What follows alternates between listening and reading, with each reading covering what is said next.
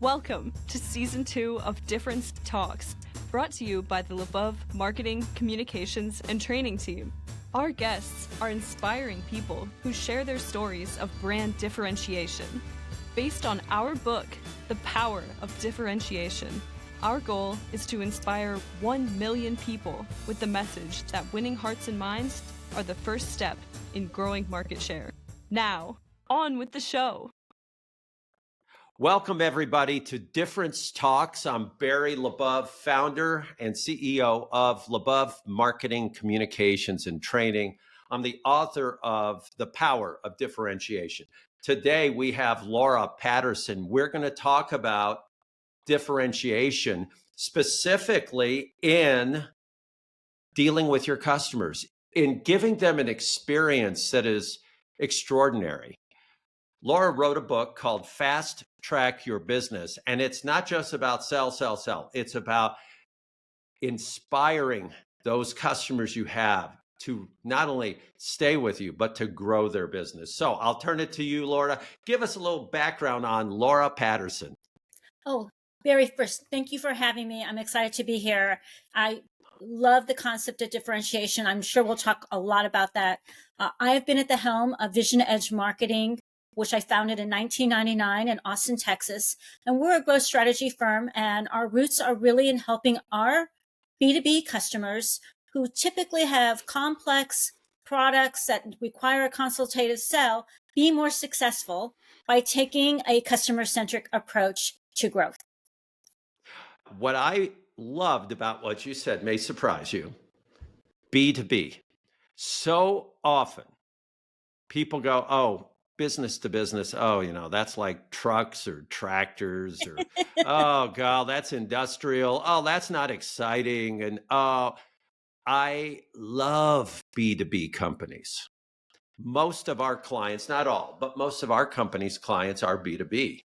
And in many cases, we work with B2C clients, but we help them on their B2B side, how they're dealing with their distributor network, et cetera. Laura, why the focus on B2B? How'd that happen? Well, I have a very long corporate career, and it was all in B2B, so I understand that space.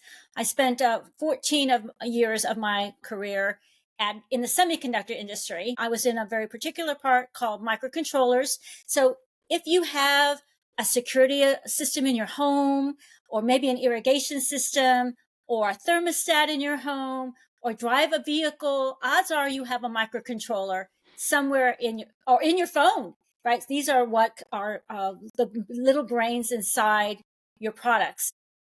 I love listening when somebody talks about, especially if it's an industrial product or B2B, and because they talk about, and they're excited.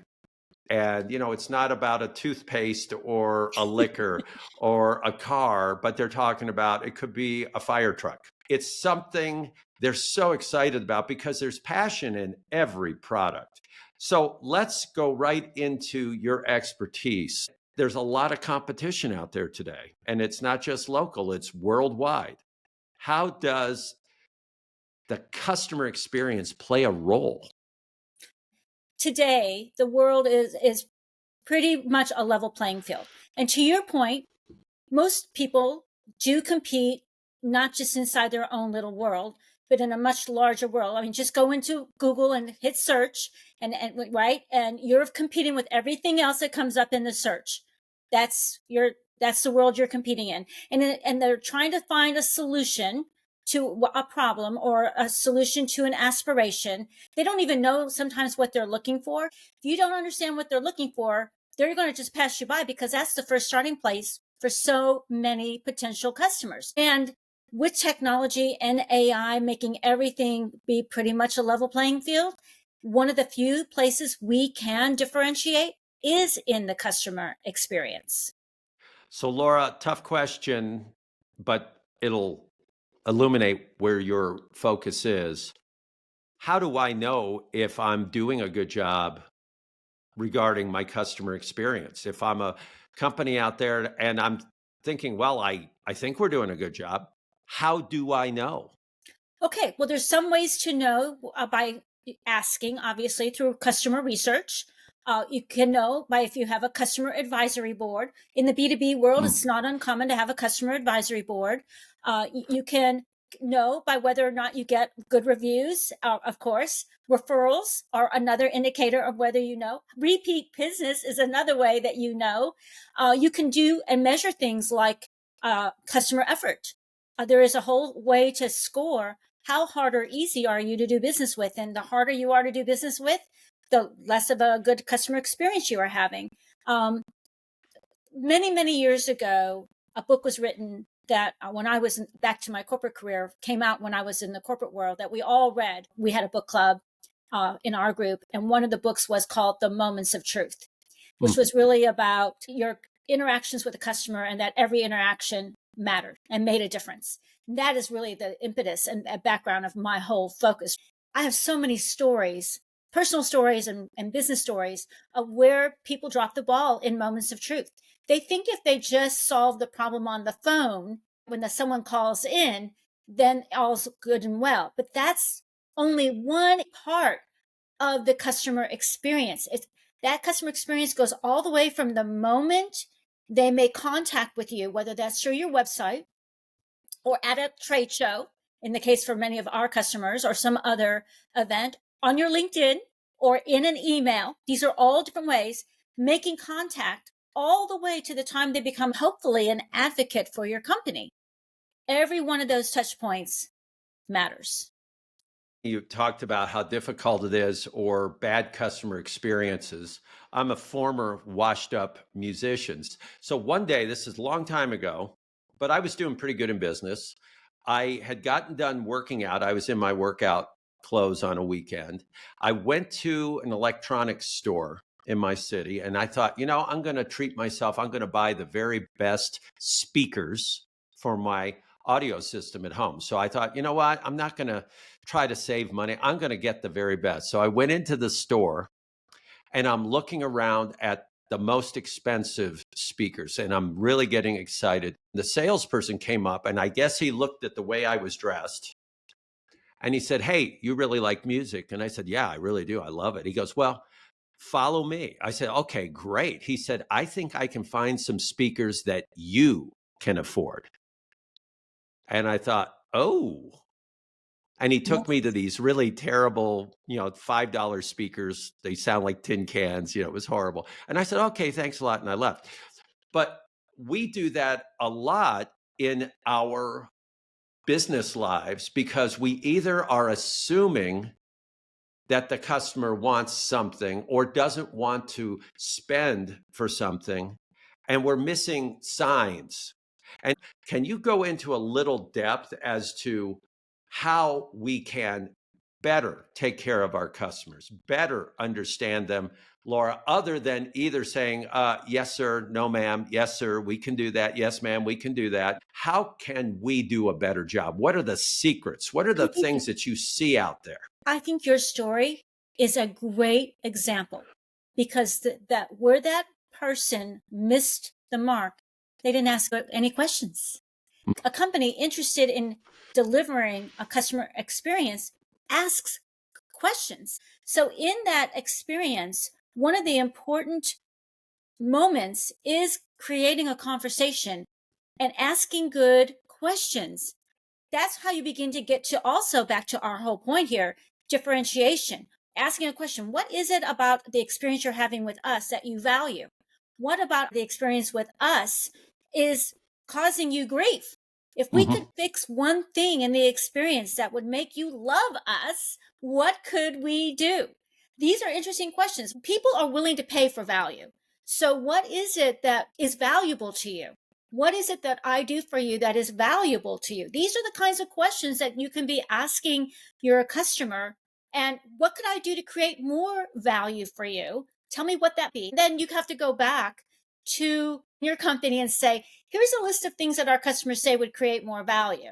Which of these things would help us create more business value too, right? Because we're in business. Right. We have to make a living. We have to pay our bills and our people. And so we can't just give it away. We can't cater to every customer's whim. That is not what customer centricity is. It is about asking really good questions and then making good decisions based on those answers. For many people we work with, they don't even know what questions to ask. As a piece of advice, and then we'll come back to this conversation, just giving out a piece of practical advice here is, what are the next 3 to 5 decisions you need to make for your company to be successful? What is it you need to know to make those decisions about your customers? Which of those things that you need to know do you think you already know that you need to validate? And which of those things you don't know the answer to? How can you get the answer? That's sort of a general way that we help our customers begin to think through how they can prioritize. This is a question that my company uses, Laura, and it's kind of positioned in a negative way, but it's purely positive. And that is, we interview our clients' customers, and we ask, and also their employees, and we ask, what is the one thing you do not want this company to change? What should they never change? Yeah. Because you find out, oh, they should never change that they do blank and blank, or they never, ever should change this. And one reason this is such important information is many of us, and I am one, we're willing to change stuff to get better. I'm willing to change. Well, sometimes we can change something that is actually really good, that actually might be the only reason why a customer works with us. We have to guard those things. One of the things we encourage our customers to do, and one of the things we did in the corporate world, is taking a look at our customers. Who are they? And then, of course, you want to have as much information as you can about your customers. In some way or another, begin to understand who they are and create personas around them. How can you classify or categorize those customers? Like, who are your tier 1 customers, your tier 2, your tier 3? Do you have some tier 3 that might become tier 1, or tier 2 that might become tier 1? Or do you have some tier 1s that are slipping and sliding? Right? Get some understanding around your data. I'm a data scientist. My background is in data. Our company is rooted in deriving insights from data, using analytics to get the answers to these kinds of questions. And then, what kind of customer-centric strategy do you have for each of those tiers? So how often are you having conversations with your tier 1 customers, and who's having them? So we have helped our customers set up programs where it says, okay, staff are going to talk to these set of customers minimum of once a month, by phone, by Zoom, whatnot. And they're going to see those customers a minimum of once a quarter, for example, right? And then these customers, staff might be responsible for. And then for these customers, and so forth, right? Have conversations with your customers so you can ask them questions, the kinds of questions that Barry bringing up or I'm bringing up. Then just over lunch, like, what's one thing you really like about what we're doing that you would never want us to change? This is a great lunch question. When we return for the second half of Difference Talks, Laura, I'd like to dig into a little more of the analytics, and I'd like to learn a few of the biggest lessons that you've seen over the hundreds of clients that you and the team have worked with. So when we come back, we're going to learn more from Laura Patterson. Thank you for listening and watching Difference Talk. Difference Talks is a LaBeouf production. Our focus is differentiation, and we believe it's more important than ever to differentiate your brand and experience. Contact us at labeouf.com for a conversation. We'd love to connect with you. Welcome back to Difference Talks. We are with Laura Patterson. We're talking about customer experience. Laura, share some of the biggest mistakes we can make in dealing with our customers. Okay. And I'm going to make them kind of simple, things that any company can think about and make sure they don't do. So one of the biggest mistakes is not keeping promises. That's really important. You make a promise, you need to figure out a way to keep it. And especially to a customer. So figure that out. What do you need to do to keep your promises? And if you're going to not make a commitment, don't wait till the last minute to tell them so. So that's kind of important. As soon as you know that you're going to have a problem, tell the customer, Be collaborative. What can we do? What might be a way to have this fix? Because trust is really, really important, especially in B2B. Really important. Another common mistake is when you screw up, fess up, own it. We all make mistakes. No one is perfect, and come with a solution. Here's what we screwed up. Here's why. Here's what we're doing to fix it. So those are two like really basic mistakes. Make sure your employees are trained. Don't assume your employees are going to know what to do. You need to help them understand what to do in whatever the situation might be. Saying, I don't know, I'll get back to you can work, but it's better if you can start collecting back to data. What are some of the most common things that are happening out there? What are our processes and procedures to address those very common problems? The sort of the 80-20 rule, 20% causes 80% of the problems. So what is that group that we need to address? And how do we make sure our employees know what to do and are empowered to do it? An example with one of our customers, we have what we call the red phone customers. And any customer that called from this list was flagged in their CRM system. So whenever someone from that list called, whatever you needed to do, you did, right? Whatever you needed to do, because they were on the red phone list. Those are some simple things. Don't make assumptions. It's amazing how many people just assume when someone calls in that they're just kicking a tire, and they might actually be the CEO of your next big customer. So treating people with respect is really important. And you'd be surprised. People have bad days, but you can't bring your bad day to work. One thing you said that harkened back to me, there was a survey that IBM conducted decades ago, but it still is very, very applicable today. And they broke down customers into 3 categories. So they had thousands and thousands of data points, thousands of customers. And you either had a satisfied customer, a dissatisfied customer, or a dissatisfied customer made satisfied.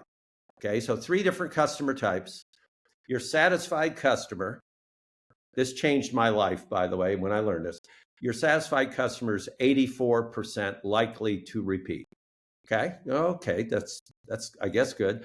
Your dissatisfied customer was 49% likely to repeat. And I thought that sounds high, but they explained to me that, well, the concept is, hey, you guys stink, but the guys down the street stink even more. So we're going to stay with you. So 49% chance. Where it was eye-opening, and this has to do with just owning up to your mistake, the dissatisfied customer who was then made satisfied was 92% likely to repeat, meaning they were more loyal than the customer never had a problem. And bottom line was, it's because they got to know you. They got to see that you took ownership and that you're a human being and you cared. So it's not about being perfect. It's the opposite. It's about living up to it. I want to go to the concept of analytics, maybe also where AI enters into this equation. We are in the world of AI. AI's this, AI's that, et cetera, et cetera. We're talking analytics. How do analytics and technologies like AI play a role, good and or bad, in customer centricity? Analytics is when you apply some kind of analysis to some kind of data. In the world of customer centricity, that would be predominantly customer data. And customer data exists everywhere. And that analytics, you would then use that to identify patterns in your data that would then be indicative of something that would help you make a decision. Analytics are only useful if you're going to get insights from your data that you're going to actually act on. Otherwise, it's just an exercise, just a workout.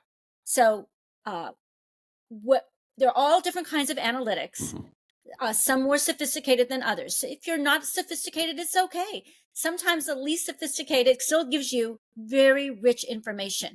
The biggest challenge people have today is not lack of data.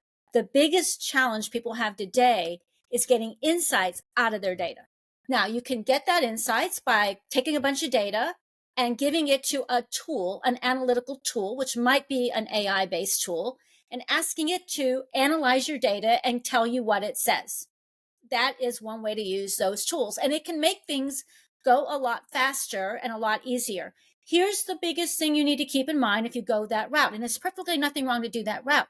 If you don't understand what the tool did and how it did it, you may not really understand what you got is your answer. So you have to be able to use the data in a way that you understand what the tool did. So moving aside from tools, here's what we would recommend. Going back to that question I had said earlier, what is it you need to know? And what is the question you need answered?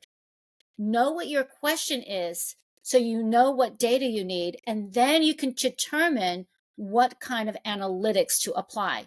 So descriptive analytics help you take a look at what happened. So you want to know what is happening in your customer base. What kind of churn rate are you having right now? Which of your customers are vulnerable? Which of your customers you have the highest share of wallet with? That will give you backward looking information. Or you can try and over time with data to get in front of that and get predictive, like which of these customers are likely to buy my next product? Those kinds of questions. So that's what you want to be able to do with your analytics. Have a question, know what you need in order to answer that question, and get the data to answer that question. I believe that if you're going to ask these questions of your customers, you better act on them, because if you don't act on them, it's worse than doing nothing, because they're giving you input. And there's nothing worse than saying, well, I told them I had an issue with ... I never heard a thing. I guess they don't care. Well, it may not be that reason, but that's what happens. Sometimes I'll talk to customers and they'll say, oh, we want to do surveys on this and that. And we say, okay, if you are committed to acting on those things, because that's not going to be easy. That might be getting a hold of a number of these customers and talking about sensitive issues. Great. But if you're not, just don't go down that path, because you're going to raise expectations. Laura, is there a simple way? Because there are surveys, there are scores out there that you can do. Are there simple ways to know whether or not your customer is happy? You can ask, clearly. That's a simple way to know. One of the things in the B2B world, a simple way to know is, will you give me a quote on, will you do a case study? Will you do a video?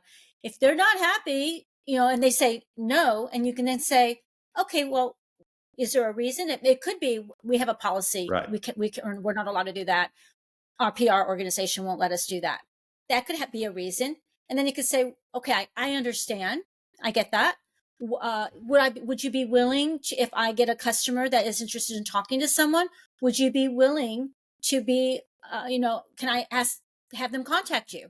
That might be another way, right? These are simple ways without doing lots and lots of research to get a sense of whether or not someone is predisposed to being happy or unhappy. Because very few unhappy people are ever going to say yes to being in a video or being a podcast guest for you, right, or a case study, or giving you a quote, or doing a review, or any number of things. There are all kinds of behavioral things. That's my message here, is behavior. You're looking to understand behavior. People can say all kinds of things all day long, but the rubber meets the road when it comes to behavior. Experience is about behavior, your behavior, their behavior, the interaction between the two, and building a long-term relationship, and one that is based on trust both ways, so that you can have legitimate conversations. Because in the B2B world, oftentimes your product development efforts are based on customer feedback. So you have to be able to ask a customer, we're thinking about X, Y, and Z as part of the future road mapping of this product.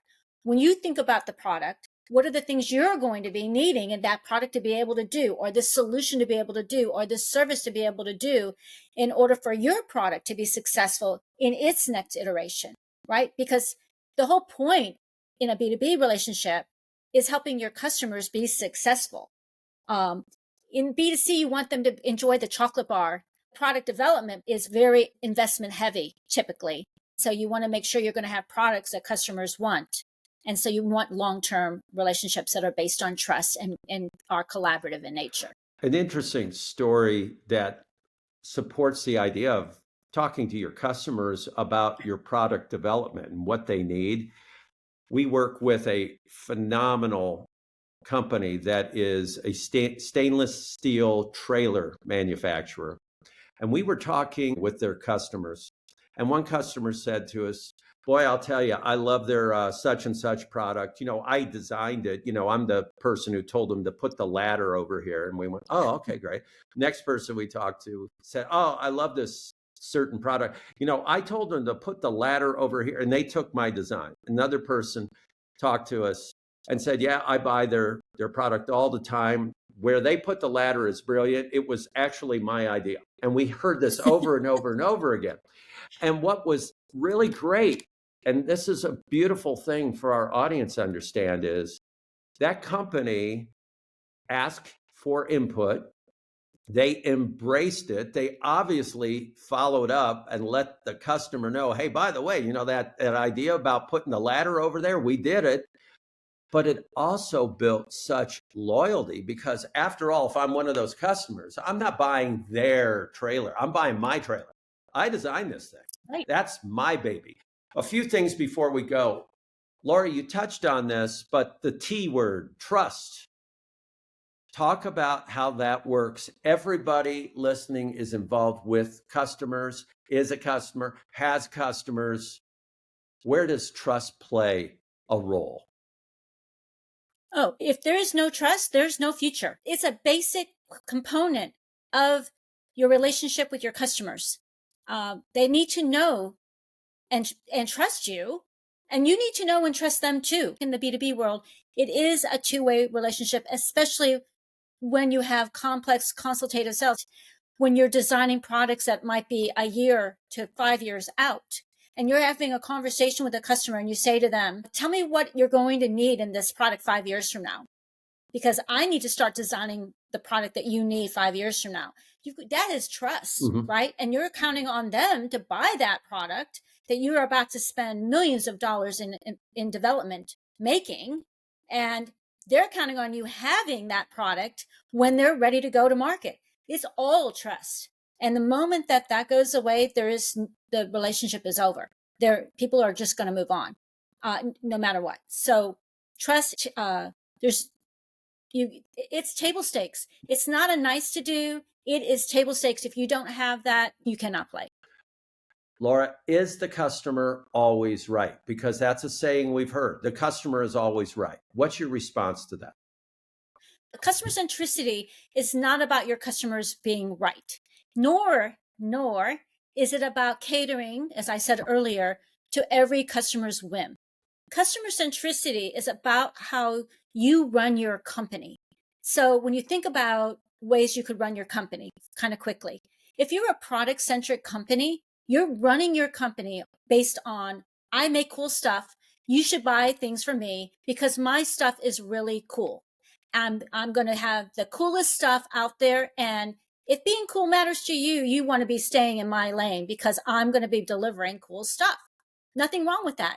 Nothing wrong with being product-centric. In fact, it's not uncommon. If you want to know what a product-centric company is, just look and see how much they spend in R&D. Right. Because product-centric companies spend a lot in R&D.